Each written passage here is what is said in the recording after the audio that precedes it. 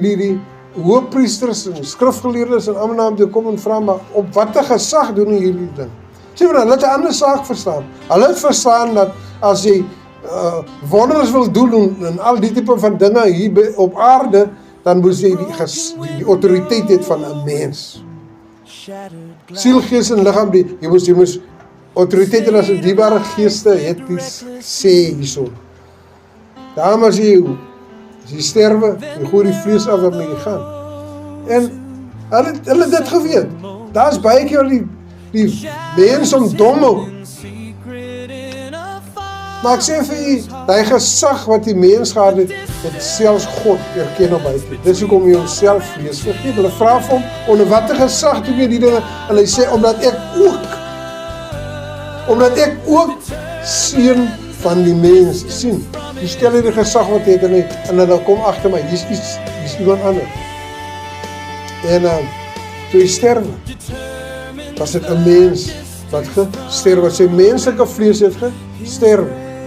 Diebaar is, nou ja, 'n prys sal nie betaal word as, ja, hier sterf die mens en hy bly dood. Dit sou nie reg wees. Hy sou nie die dood oorwin op enige ander wyse nie. Hy het gesterwe in vlees en hy is weer opgewek. Hy is geresurrect en daarna is hy die verheerlikte liggaam gekry en hy is oor aan die kant. Nou ja, hy is 'n ewige prys wat betaal is. Sien? Hy het die prys betaal deur te sterf in vlees. En hy het opgestaan. Dan, hy kan nou nie in 'n ander vorm wees aan die ander kant. Here Jesus. Hy moet toch steeds die verheerlikte liggaam hê. Aan die ander kant.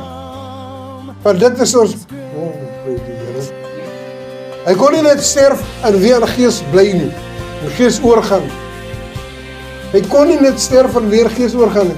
Want hy moes ewigheid, hy is 'n ewige teken in die ander.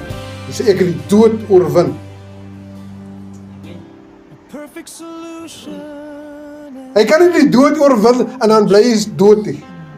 Nee, hy het gesterwe, hy het die dood oorwin en hy het 'n verheerlikte liggaam gekry en hy is weer terug. Nou is die gees hier. Die gees wat my red, die gees wat u red, wat interveer in ons lewe omdat jy die reg het om dit te doen. Halleluja.